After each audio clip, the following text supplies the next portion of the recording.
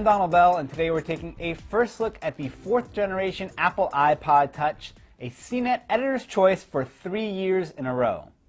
This isn't a radical departure from the iPod Touch we know and love, but there are some noticeable improvements.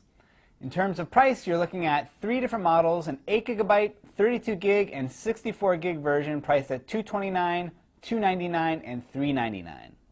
All of the hardware features from the previous versions have been preserved.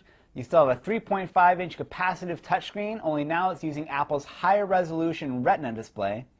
There's a home button on the bottom, a screen lock at the top, though now the button is shifted from the left to the right, and you have controls for volume on the side here, but there are now 2 different distinct buttons instead of one single rocker switch. On the bottom you have a headphone jack, a dock connection, and a teeny tiny speaker grill. If you take a look at the back, you'll notice 2 things. First, the chrome steel doesn't bulge out quite as much as the previous version, giving a slightly thinner profile, a lighter feel, and the ability to lay flat on the table without wobbling. But the really big change is the camera lens up here at the top, along with this little omnidirectional microphone. This is an HD video camera that can capture 720p footage at 30 frames per second. Just like the iPhone, you can use the built-in editor to trim your video clips or spend an extra $4.99 on an iMovie app with more advanced features. The camera takes still frames too, but the camera quality isn't nearly as good as the iPhone 4. Now, if that weren't enough, Apple is also giving you another video camera on the front with a lower resolution. You can use this same camera for snapping self-portraits, but its main purpose is for making video calls using Apple's FaceTime app. By using email addresses instead of phone numbers, you can make free video calls over Wi-Fi to other compatible iPhones or iPod Touches. It's a cool feature, it works well, and Apple puts the new app right here at the top of the menu.